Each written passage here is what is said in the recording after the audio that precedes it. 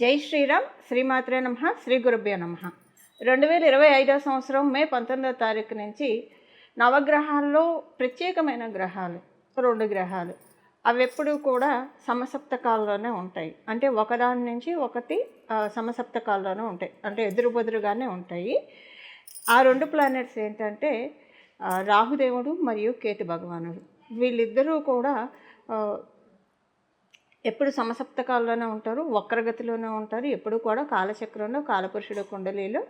ఇలాంటి వీళ్ళిద్దరూ ఇన్నాళ్ళు కూడా అంటే మే 18వ తారీఖు వరకు మీనరాశిలో మరియు కన్యారాశిలో వాళ్ళ సంచారం సాగించారు. ఇప్పుడు దానికి తెరదింపుతున్నారు. వారి సంచారం రాహు భగవానుడి సంచారం మీనరాశి నుంచి కుంభరాశిలోకి వస్తుంది మే నెల 19వ తారీఖు నుంచి. అలాగే కేతు భగవానుడు కన్యారాశి నుంచి సింహరాశిలోకి వెళ్తారు. వీళ్ళిద్దరూ ఎప్పుడు కూడా అపసవ్యంగానే వాళ్ళ పయనం జరుగుతూ ఉంటుంది. ద్వాదశ రాశుల వాళ్ళకి రాహుకేతువుల యొక్క ఇంపాక్ట్, కుంభరాశి మరియు సింహరాశిలో ఉన్న ఇంపాక్ట్ ద్వాదశ రాశుల వాళ్ళకి, ద్వాదశ లగ్నాల వాళ్ళకి ఎలా ఉంటాయో మనం ఇప్పుడు చూద్దాం. ఇలా మనం చూడటానికి ముందు కొన్ని జనరల్ పాయింట్స్ మనం తెలుసుకుందాము. రాహుకేతువులు కుంభ మరియు సింహరాశిలో సంచారము కొన్ని యూనిక్ పాయింట్స్, అంటే ఈ రాశి అని కాదు, ఆ రాశి అని కాదు, ఈ లగ్నం అని కాదు, ఆ లగ్నం అని కాదు, 27 నక్షత్రాల్లో అందరికీ కూడా యూనిక్గా కొన్ని జాగ్రత్తలు తీసుకోవాలి. యాక్చువల్గా కుంభరాశుల రాహు యొక్క సంచారము చాలా విశేషాంశాలతోటి, చాలా శుభత్వాన్ని ఇచ్చే పాయింట్. కాకపోతే ఇక్కడ కొంచెం జాగ్రత్తగా ఉండాలి. ఎందుకంటే కేతు భగవానుడు సింహరాశిలో ఆయన సంచారం చేస్తూ ఉన్నాడు కాబట్టి మనకి సహజ కాలపురుషుడు కుండలిలో పంచమ స్థానము చాలా వాటిని సూచిస్తుంది. మాసెస్ని కూడా సూచిస్తుంది, అంటే పబ్లిక్ని సూచిస్తుంది, పబ్లిక్ ప్లేసెస్, గవర్నమెంటు, ఇలాంటి వాటన్నిటిని కూడా సూచిస్తుంది మనకి సింహరాశి. ఇప్పుడు ఇదంతా ఎందుకు చెప్తున్నానంటే అందరికీ అప్లికేబుల్ అయ్యే విషయము. ఈ అంటే వీళ్ళిద్దరూ 1.5 సంవత్సరం కాలం పాటు ఈ రాశుల్లోనే సంచారం చేస్తారు. వీలైనంత వరకు ఈ 1.5 సంవత్సరం కాలం పాటు ఎక్కడైతే బాగా గ్యాదరింగ్స్ ఉంటాయో, అంటే చాలా హ్యూజ్ క్రౌడ్, హ్యూజ్ పబ్లిక్ ఎక్కడైతే గ్యాదర్ అవుతుందో అలాంటి ప్లేసెస్కి వెళ్ళకుండా కొంత దూరంగా ఉండడం మంచిది. కొన్ని సమస్యలు అవి వచ్చే ఛాన్సెస్ ఉంది. సో ముందే మన జాగ్రత్తలో మనం ఉంటే కనుక అలాంటివి రాకుండా మనల్ని మనం నివారించుకోవచ్చు, అంటే మనల్ని మనం ప్రొటెక్ట్ చేసుకోవచ్చు. అలాగే ఇది చాలా మంచి ట్రాన్సిట్ కూడా. సింహరాశిలో అంటే కేతు భగవానుడు ఏంటంటే జలతత్వ రాశుల్లో విపరీతంగా యాక్టివ్గా ఉంటాడు. ఆయన వృశ్చిక రాశిలో, మీన రాశిలో, కర్కాటక రాశిలో చాలా బాగా వర్క్ చేస్తారు. ఇది సింహరాశి అగ్నితత్వ రాశి అవ్వడం వల్ల ఆయన కూల్ స్థానాల్లో ఆయన ప్రశాంతంగా ఉండే కేతు భగవానుడు ఈ ఫైర్ స్థానంలోకి వచ్చేప్పటికీ కొంత కొన్ని చిన్న చిక్కులు పబ్లిక్ సంబంధించిన వాటిల్లో వచ్చే ఛాన్సెస్ ఉంది. అందువల్ల కొంత దూరంగా ఉండడము బెటరు. అలాగే వీలైనంత వరకు ఎక్కువగా భగవంతుడితోటి కనెక్ట్ అయి ఉండడానికి కనుక మనం ప్రయత్నిస్తూ ఉంటే, ఒకవేళ మనం అలాంటి వాటికి వెళ్ళాల్సి వచ్చినా కూడా భగవంతుడు మనల్ని చల్లగా చూస్తాడు. మీరు ఏదైనా ఇంపార్టెంట్ పనుల మీద వెళ్ళినప్పుడు ఆ ప్లేసెస్ బాగా క్రౌడీ ప్లేసెస్, సపోజ్ ఎగ్జాంపుల్కి ఇప్పుడు మనం చూస్తే ఎగ్జిబిషన్ వస్తుంది, ఎగ్జిబిషన్లో చాలా క్రౌడ్ ఉంటుంది. సో పిల్లలు గొడవ చేస్తారు తీసుకెళ్ళమని. మనమంటే అన్నీ నియంత్రించుకొని కూర్చుంటాం, కానీ పిల్లలకి మనం చెప్పలేం. కాబట్టి ఇలా ఏవైనా వెళ్ళాల్సి వచ్చినప్పుడు, అనుకోకుండా వెళ్ళాల్సి వస్తే కనుక, ఊరికి వెళ్ళాల్సి వచ్చినా, బయట ఊర్లకు వెళ్ళాల్సి వచ్చినా కూడా, ఈవెన్ ప్రయాణాల్లో కూడా, అంటే బయట ఊర్లకు వెళ్ళాల్సి వచ్చినా కూడా గణపతికి ప్రార్థించుకొని వెళ్ళడము, మళ్ళీ క్షేమంగా వెళ్ళి లాభంగా వచ్చేట్టు మమ్మల్ని కరుణించి దీవించు స్వామి అని చెప్పి ఆ స్వామివారికి, గణపతికి దండం పెట్టుకోవడము. అలాగే దాంతోపాటు మీరు మీ ఇంటి దగ్గర ఉన్న మీ గ్రామదేవత మీకు తెలిసి ఉంటే కనుక గ్రామదేవతకి దండం పెట్టుకోండి. తల్లి, మేము ఇలా ఈ పని మీద ఊరికి వెళ్తున్నాము, మేము తిరిగి మేము క్షేమంగా వెళ్ళి లాభంగా వచ్చేట్టు మమ్మల్ని అనుగ్రహించు అని చెప్పి ఒక్క నమస్కారం చేసుకొని వెళ్తే, ఎప్పుడైనా సరే గ్రామదేవతని, కులదేవతల్ని మరియు ఇంటి ఇలవేల్పుల్ని మనం ఎప్పుడు పూజిస్తూ ఉండాలి. ఇది రైట్ టైం. అంటే ఇప్పుడు మామూలుగా మనం ఎటన్నా బయటికి వెళ్ళినప్పుడు, పబ్లిక్ గ్యాదరింగ్ ప్లేసెస్కి వెళ్ళినప్పుడు దండం పెట్టుకొని వెళ్తే తల్లి మనల్ని చల్లగా వచ్చేట్టు మనల్ని అనుగ్రహిస్తుంది. దానితో పాటుగా మామూలుగా కూడా కేతు భగవానుడు పంచమ స్థానంలో ఉండడం వల్ల మన వంశపారంపర్యంగా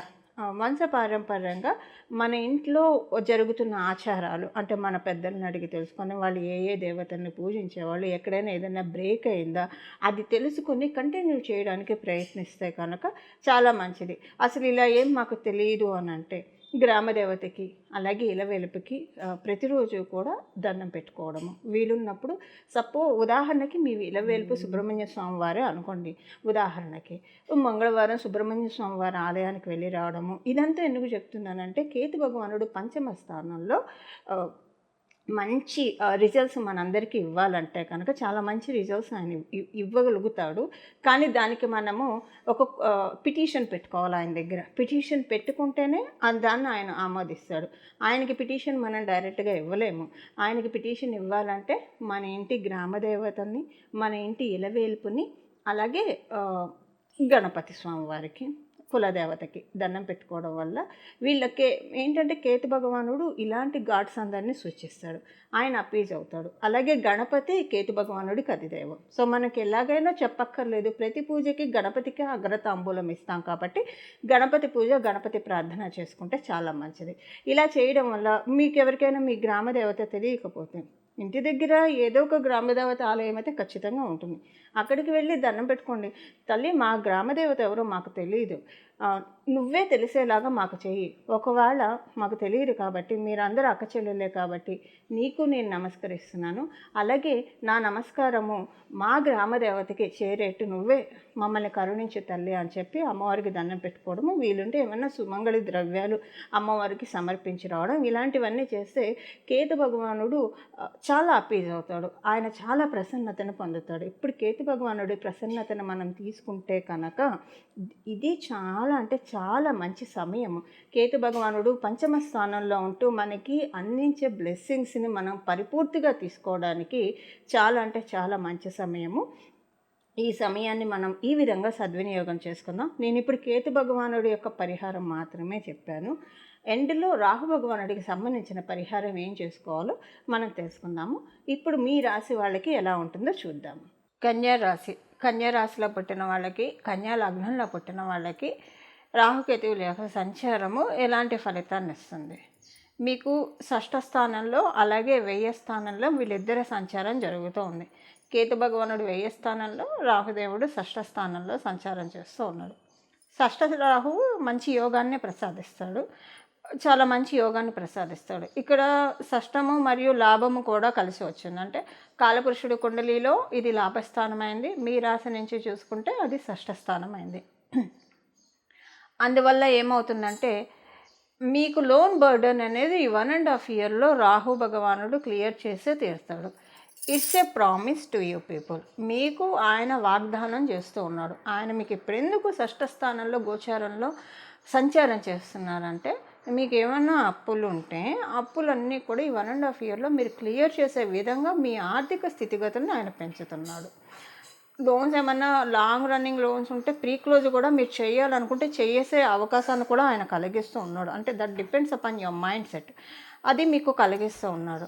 ఉదాహరణకి అసలు మాకు ఎలాంటి లోన్లు లేవు, మాకేమీ లోన్స్ అవసరం లేదు, లేదా లోన్ అంటే భయం, మేము అసలు లోన్ తీసుకోలేదు అని మీరు అనుకుంటూ ఉంటే కనుక అప్పుడు ఏం చేస్తున్నారంటే మీకు అంటే ఇంకా ఫ్యూచర్లో ఎప్పుడు కూడా లోన్ తీసుకోకుండా మీ ఆర్థిక స్థితిగతులను మెరుగుపరుస్తున్నాడు. ఈ రెండు, ఒకవేళ మీకు లోన్స్ ఉంటే లోన్స్ ప్రీకులు వచ్చేసే అవకాశం ఇస్తున్నాడు. మొత్తం ఈ 1.5 ఇయర్లో మొత్తం క్లియర్ చేస్తాడు.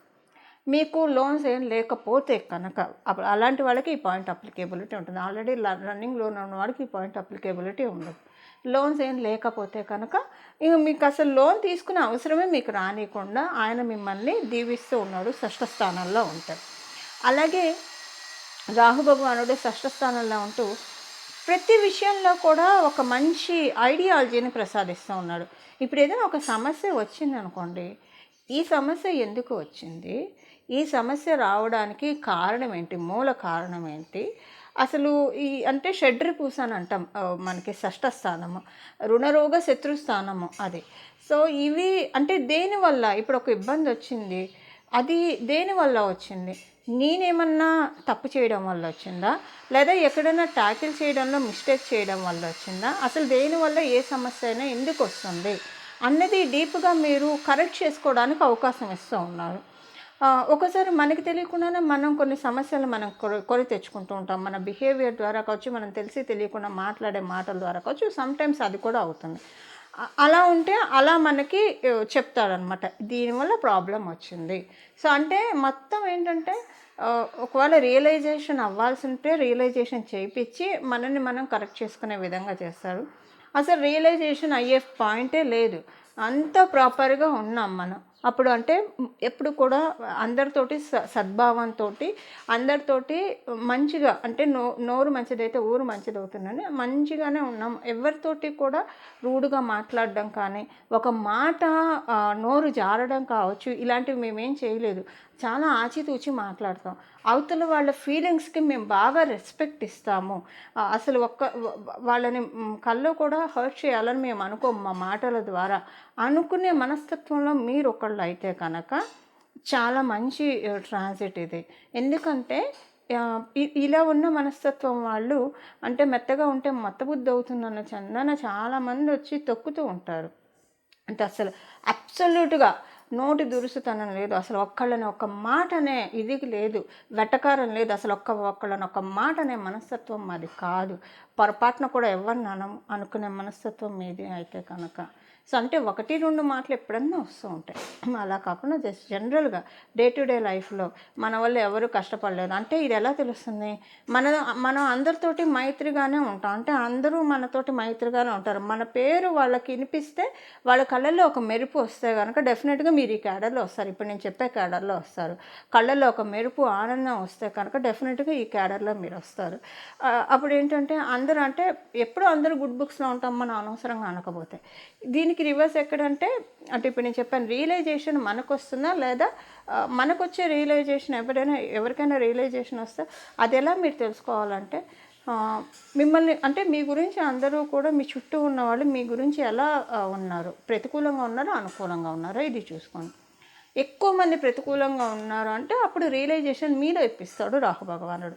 లేదు 70% అనుకూలంగా ఉన్నారు. 30% ప్రతికూలంగా ఉన్నారు. ఆ 30% కూడా ఈర్ష్య, ద్వేషాలతోటి కూడిన ప్రతికూలతే కానీ నిజంగా వచ్చిన ప్రతికూలత కాదు అన్న క్యాడర్‌లో మీరుంటే కనుక ఎవరెవరైతే మిమ్మల్ని హర్ట్ చేస్తూ ఉన్నారో, ఎవరెవరైతే మిమ్మల్ని బాధ పెడుతూ ఉన్నారో, ఎవరెవరైతే మిమ్మల్ని ఇగ్నోర్ చేసి ఓవర్ డామినేట్‌గా మీ మీద రాజ్యాన్ని మీ మీద పెత్తనాన్ని చలాయించాలని చూస్తున్నారో వాళ్ళందరికీ రియలైజేషన్ పాయింట్ వస్తుంది డెఫినెట్‌గా.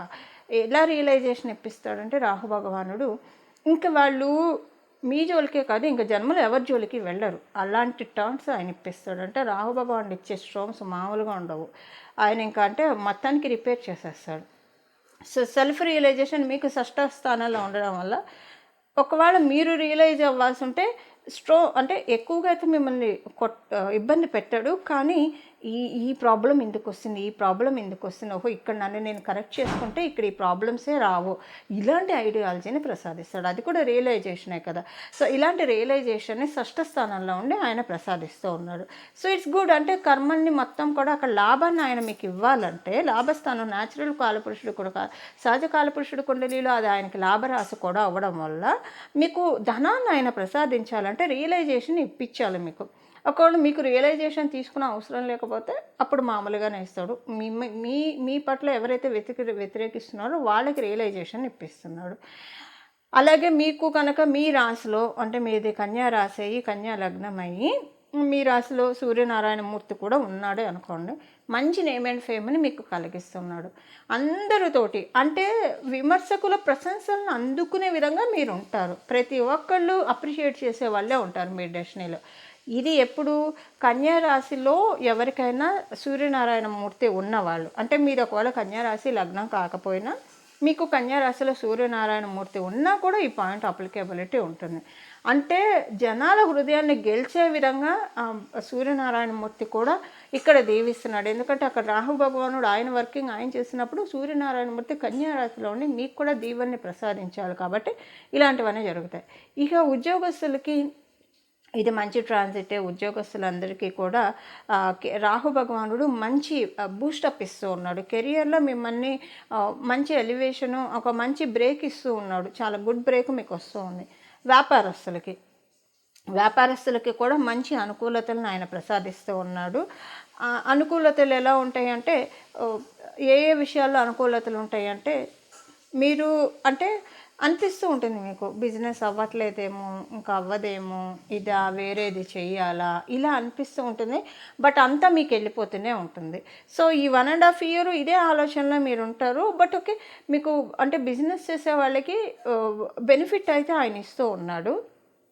కాకపోతే ఈ ఆలోచన కూడా మీకు పెడుతూ ఉంటాడు. అయితే నేను ఇందాక చెప్పాను కదా, సూర్యనారాయణమూర్తి కన్యా రాశిలో ఉంటే అప్పుడు మీరు ఒకవేళ వ్యాపారస్తులు అయితే ఈ పాయింట్ మీకు అప్లికేబిలిటీ ఉండదు. ఇది మీరు క్యాన్సిల్ అయిపోతుంది ఈ పాయింట్.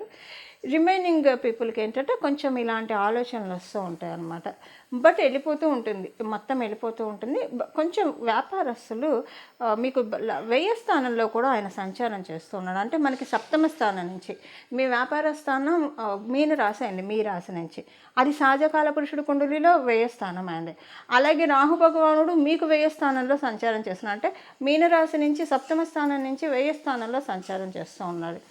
అందువల్ల ఏం చేస్తాడంటే, వచ్చిన డబ్బులు వచ్చినట్టు అస్సలు కనిపించవు. అదేదో గిర్రం తిరిగి వెళ్ళిపోయినట్టు, డబ్బులు తక్కువ వస్తున్నాయా ఏంటి అన్నట్టు వెతుకులాటగా ఇస్తారు. మీరు దీన్ని కరెక్ట్ చేసుకోవాలి. నేను చెప్పాను కదా, సూర్యనారాయణమూర్తి ఉంటే ఓకే, లేకపోతే మీరు సూర్యబలాన్ని పెంపొందించుకుంటే సూర్యనారాయణమూర్తి అంటే ప్రతిరోజు సూర్యాష్టకం 3 సార్లు చదవాలి, సూర్యనారాయణమూర్తికి అర్ఘ్య ప్రదానం చేయాలి. దీంతో ఏంటంటే మీరు 50% వీటి నుంచి బయటపడవచ్చు. ఇంకొక 50% అయితే ఇబ్బంది ఉంటుంది వ్యాపారస్తులకి. ఉద్యోగస్తులకి బాగుంది, కానీ వ్యాపారస్తులకి కొంచెం ఇబ్బంది ఉంది. అదే మీకు కన్యా రాశిలో సూర్యనారాయణమూర్తి ఉంటే అంతగా ఇబ్బంది లేదు, బాగుంది యాక్చువల్గా. బట్ లేకపోయినా కూడా కన్యా రాశిలో సూర్యనారాయణమూర్తి ఇచ్చే ఫలితాలను మీరు తెచ్చుకోవడానికి ఒక 50% తెచ్చుకోవడానికి మీరు ఎందుకంటే కన్యా రాశి ఆయనకి చాలా ఇష్టమైన రాశి, రాహు భగవానుడికి. సో అక్కడ సూర్యనారాయణమూర్తి ఉంటే, ఎందుకంటే ఇక్కడ కేతు భగవానుడు డిస్పోజిటర్ కదా సూర్యనారాయణమూర్తి. కేతు భగవానుడు సింహరాశిలో సంచారం, ఆయన డిస్పోజిటర్ రాశిలో కేతు భగవానుడు సంచారం చేస్తూ ఉన్నాడు. కాబట్టి ఇక్కడ రాహుకేతువులు ఇద్దరు కూడా కన్యా రాశిలో సూర్యనారాయణమూర్తి ఉంటే ఎక్కువ పరీక్షలు ఇవ్వడు ఎవరికైనా సరే. మీది కన్యా రాశి లగ్నం కాకపోయినా మీకు సూర్యనారాయణమూర్తి అక్కడ ఉంటే బాగుంటుంది. ఒకవేళ మీది ఆ రాశి మీకు ఇంకా అక్కడ ఉంటే మీకు ఇంకా అడిషనల్ బొనాంజా అని చెప్పుకోవాలి. అలాగా కొంచెం ఇది. అలాగే మీకు శుభకార్యాల విషయంలో ఏదైనా సరే ఒక ట్రిప్ ప్లాన్ చేసుకోవాలని అనుకుంటే మీరు అనుకున్న దానికి రివర్సే అవుతుంది. ఇదొకటి మీకే అర్థం కాదు. ఎందుకు, సపోజ్ మీరు కనుక ఏదైనా శుభకార్యం చేయాలని అనుకుంటే మీకు మీరే వాయిదా వేసేసుకుంటారు. ఈ శుభకార్యం ఇప్పుడు కుదరదులే, ఇప్పుడు చేయొద్దులే, ఇప్పుడు ఎందుకు ఇదంతా కూడా అని అనుకుంటారు. మీరు అనుకోకుండా కొన్ని శుభకార్యాలు చేస్తారు. అనుకోకుండా అంటే ఇప్పుడు ఉదాహరణకి మీరు అనుకున్న దానికి రివర్స్ అవుతుందండి. సపోజ్ మీరు ఇల్లు కడదాం అంటే అది పోస్ట్పోన్ అవుతుంది. అసలు ఇంకా అది మీకు తీరని కలగా మిగిలిపోతుంది. మీకు ఆలోచనే లేదు, ఇప్పుడు కట్టిపిస్తాడు ఆయన. అంటే అలాగని ఇప్పుడు మీరు ఆలోచన తీసేస్తే ఆయన చేయడు, ఆయనంతటా ఆయనే చేయాలి. ఆల్రెడీ మీకు ఇన్నాళ్ళు ఇల్లు కట్టాలి, ఇల్లు తెచ్చుకోవాలన్న ఆలోచన ఉండి ఇప్పుడు ఆయన రివర్స్లో వర్కౌట్ అవుతున్నాడు కాబట్టి ఇప్పుడు తీసేస్తా అంటే అది మళ్ళీ వర్కౌట్ అవ్వదు. బట్ మీకేంటంటే ఏదైనా సరే మీరు అనుకుంటే కనుక ఏదైనా శుభకార్యం దానికి రివర్స్ చేస్తాడు. సో మీరు ఎలాంటి ప్లాన్స్ అంటే ఇప్పుడు తప్పనివైతే కొన్ని ఏం చేయలేము మనం. ఇంట్లో ఉండే శుభకార్యం ఇప్పుడు బారసాల, సమత్త ఇలాంటివి ఏమైనా, సీమంతము ఇలాంటివి ఏమన్నా ఉంటే చేస్తారు. ఏంటంటే మీకు ఉపనయనం చేయాలన్నా లేదా వివాహం చేయాలన్నా, మీకు మీరు చేసుకోవాలన్నా, మీ ఇంట్లో వాళ్ళకి చేయాలన్నా, లేదా గృహప్రవేశాలు, ఇల్లు కట్టి గృహప్రవేశాలు ఇలాంటివి చేయాలన్నా, ఇలాంటివి మేజర్ ఏవైనా సరే మీరు అనుకున్న దానికి కొంత రివర్స్ వెళ్తుంది. మళ్ళీ మీ జన్మజాతకం బాగా ఉంటే కనుక చాలా బాగా ఎక్స్ట్రీమ్ గుడ్ కూడా ఉండే ఛాన్స్ ఉంది. మీ జన్మజాతకం కనుక బాగా ఉండి ఇప్పుడు మంచి టైం జరుగుతూ ఉంటాయి. అయితే ఇక్కడ ఒక విషయం చెప్పాలి, రాహు భగవానుడు షష్ఠ స్థానంలో మంచి ఫలితాలనే ఇస్తున్నాడు. కాకపోతే మీరు కనుక గురుమహర్ దశలో, సూర్యనారాయణమూర్తి దశలో, అలాగే చంద్రమహర్ దశలో, ఈ 3 దశల్లో కావచ్చు, ఈ 3 విదశల్లో ఏమన్నా మీరు ఉంటే కనుక ఇది మీకు రాహు భగవానుడు షష్ఠ స్థానంలో ఉన్న, యాక్చువల్గా ఆయన షష్ఠ స్థానంలో మంచి ఫలితాన్ని ఇవ్వాలి. కానీ మీరు ఈ 3 దశల్లో ఏదైనా ఒక దశలో ఉంటే ఆయన పూర్తిగా మంచి ఫలితాన్ని ఇవ్వలేడు. దాంతోపాటు కొంచెము మీరు సభా మర్యాద కోల్పోయినట్లు అనిపిస్తారు. అంటే ఎక్కడికైనా వెళ్ళినప్పుడు మిమ్మల్ని చులకనగా చూడడం, చిన్న చూపు చూడడం, పట్టించుకోకపోవడము, అన్నీ మిమ్మల్ని అడుగుతారు. మీరు చెప్తుంటే వినరు, ఇగ్నోర్ చేసేస్తారు, వెళ్ళిపోతారు. ఇదేంటి వాళ్ళు అడుగుతుంటేనే కదా నేను చెప్తున్నాను, ఎందుకు వినట్లేదు అని మీరు బాధపడతారు. ఇలాగా కొంచెం అవమానాలని ప్రసాదిస్తాడు. అంటే ఇది అందరికీ వర్తించదు. గురు మహర్దశ, మా సూర్యనారాయణమూర్తి దశ, అలాగే చంద్రమహర్దశ, ఈ 3 దశలు లేదా విదశలు అంతర్దశలు లేదంటే అంతర్దశలు జరుగుతుంటేనే ఈ పాయింట్ అప్లికేబిలిటీ. ఒకవేళ మాకు అలాంటి ఈ 3 దశల్లో లేము, అంతర్దశలో లేమంటే అప్పుడు మీకు ఈ పాయింట్ ఇగ్నోర్ చేసేసేయండి. మీకు ఈ పాయింట్ అప్లికేబిలిటీ ఉండదు. ఎందుకంటే రాహుకేతువులు సూర్యుడిని చంద్రుడిని ఎక్లిప్స్ చేస్తారు, ఫస్ట్ థింగ్. అండ్ అయితే నేను ఇంకొకటి చెప్పాను. సూర్యనారాయణమూర్తి కనుక మీ రాశిలో ఉంటే అప్పుడు ఈ పాయింట్ క్యాన్సిల్ అయిపోతుంది. అప్పుడు మీకు సూర్యనారాయణమూర్తి దశ ఉన్న మీకు ఈ పాయింట్ అప్లికేబిలిటీ ఉండదు. గురుమహర్దశ, చంద్రమహర్దశ పాయింట్ సేమ్ ఉంటుంది. అలాగే ఒకవేళ మీరు కనుక అంటే రాహుకేతువులు ఏంటంటే సూర్యచంద్రుడిని ఎక్లిప్స్ చేస్తారు. రాహు భగవానుడికి ఇష్టమైన స్థానం కాబట్టి కన్యా రాశి ఇక్కడ ఇంకా కొంచెం ఎక్కువ ఇంపాక్ట్ ఉంటుంది. ఆయన రాహు భగవానుడు మంచి ఫలితాలను ఇవ్వాలంటే కనుక గురు మహర్దశలో తీసుకోలేం పూర్తిగా, చంద్రమహాదశలో తీసుకోలేం, సూర్యనారాయణమూర్తి దశలో కూడా పూర్తిగా తీసుకోలేం. ఈ 3 దశలు చెక్ పెడుతూ ఉంటాయి, ఇవ్వనివ్వము. ఆయన కూడా ఇవ్వడానికి సుముఖంగా ఉండడు, రెండూ ఉండవు. సో ఇక్కడ ఏంటంటే కొంచెం అవమానాలు అయితే కొంత ఫేస్ చేస్తారు. అలా చేయకుండా ఉండడానికి మొదట మనం కేతు భగవానుడికి తెలిసిన పరిహారం తెలుసుకున్నాము. ఇప్పుడు రాహు భగవానుడికి తెలిసిన పరిహారం, కేతు భగవానుడికి సంబంధించిన పరిహారం మనం వీడియో స్టార్టింగ్లో తెలుసుకున్నాము. అలాగే ఇప్పుడు రాహు భగవానుడికి సంబంధించిన పరిహారం తెలుసుకుందాము. దాని ద్వారా ఏంటంటే ఎక్కువగా ఇబ్బందులు పడకుండా మనల్ని మనం పరిరక్షించుకోవడానికి ఛాన్సెస్ ఉంటాయి. ఇవి కన్యా రాశి, కన్యా లగ్నంలో పుట్టిన వాళ్ళకి రాహుకేతువుల యొక్క షష్ఠ స్థాన సంచార ఫలితాలు. సహజంగా కుంభరాశిలో ఉన్న రాహు భగవానుడు అందరికీ మంచిగా చేస్తాడు. ఆయన ప్రశాంతంగా ఆయన ఇంటికి వచ్చాడు, చాలా హ్యాపీగా ఉన్నాడు ఆయన. సో అందరికీ మంచిగా చేస్తాడు. కానీ దాన్ని మనము అంటే ఏమంటారు, ముద్దు వచ్చినప్పుడే చంకెక్కాలి, దీపం ఉన్నప్పుడే ఇల్లు చక్కబెట్టుకోవాలి, ఇలాంటివన్నీ మనం చిన్నప్పటి నుంచి వింటూ పెరిగాం కదా. సో ఇలాంటివి మనం సాధించాలంటే ఏం చేయాలంటే లౌకికంగా కూడా మనం అంతా బాగుండాలి కదా. లౌకికంగా మనకంతా ప్రశాంతంగా ఉంటే పారమార్థికంగా మనం రీచ్ అవ్వచ్చు. బట్ ఎలా ఉన్నా లౌకికంగా పారమార్థికంగా మనం రీచ్ అవ్వడానికి కనుక మనం ప్రయత్నిస్తూ ఉంటే లౌకికమైన సమస్యలన్నీ, ఈ భవసాగరాన్ని ఆయన ఒక పెద్ద సముద్రం, మన సంసారం ఒక పెద్ద సముద్రం అనుకుంటే పరమాత్ముడి పాదాన్ని మనం ఆశ్రయిస్తే ఆ మహాసముద్రం కాస్త ఒక చిన్న కొలన్ని చేసేస్తాడు, మనం దాటడానికి వీలుగా చేస్తాడు. అదంతా పరమాత్ముడే చూసుకుంటాడు. బట్ అందరికీ ఇది సాధ్యం కాకపోవచ్చు ఆచరణలో, ఎందుకంటే లౌకికంగా ఇబ్బందులు ఉంటాయి. సో ఇప్పుడు మనం రాహు భగవానుడికి సంబంధించిన పరిహారం ఏంటనేది చూద్దాం. ఎప్పుడైనా రాహు భగవానుడు ఎవరి ముందు తల వంచుతాడంటే అమ్మవారి ముందు తల వంచుతాడు. ఈ సంవత్సరంన్నర కాలం పాటు కూడా దుర్గా అమ్మవారి ఆరాధన, లలితా పరాభట్టారిక ఆరాధన, ఇలాగ లక్ష్మీ అమ్మవారి ఆరాధన, సరస్వతి అమ్మవారి ఆరాధన, గాయత్రి మంత్రం జపం చేసే వాళ్ళకైతే ఇంకా చెప్పక్కర్లేదు. గాయత్రి మంత్రం అనుష్ఠానం ఉంటుంది కాబట్టి చాలా మంచిది. ఇలా అమ్మవారిని పట్టుకోండి. ఏమీ తెలియదు, ఏదైనా ఒక నామాన్ని పట్టుకోవాలని అనుకుంటే కనుక శ్రీమాత్రే నమః, శ్రీమాత్రే నమః, శ్రీమాత్రే నమః అని మనసులో అనుకుంటూ ఉండండి. అలాగే దక్షిణామూర్తి స్వామివారిని ఆరాధించడము. శ్రీ గురు దక్షిణామూర్తయే నమః, శ్రీ గురు దక్షిణామూర్తయే నమః, శ్రీ గురు దక్షిణామూర్తయే నమః, శ్రీ గురు దక్షిణామూర్తయే నమః, శ్రీ గురు దక్షిణామూర్తయే నమః, శ్రీ గురు దక్షిణామూర్తయే నమః. ఇలాగా ఈ స్వామివారి నామాన్ని కనుక 24 అంటే మనసులో ఎప్పుడూ కూడా నామజపానికి తప్పు లేదు కాబట్టి మనసులో ఎప్పుడూ కూడా ధ్యానించుకుంటూ ఉండడం ద్వారా రాహుకేతువులు పంచమ స్థానంలో ఉన్న రాహుకేతువులు అందరికీ కూడా యోగకారకంగా ఉంటారు. అంటే మంచి ఫలితాన్ని, లాభంలో ఉన్న కేతువు చాలా మంచి ఫలితాన్ని ఇస్తాడు. సో ఈ ఫలితాన్ని మనందరం కూడా తీసుకుందాము. ఇలా మనమందరం కూడా రాహుకేతు దేవుల యొక్క అనుగ్రహానికి పాత్రలు అవ్వాలని చెప్పి నేను కూడా మనస్ఫూర్తిగా మనందరి తరఫు నుంచి కోరుకుంటున్నాను. శ్రీ గురు దక్షిణామూర్తయే నమః. మంగళం. నమో భగవతే వాసుదేవాయ.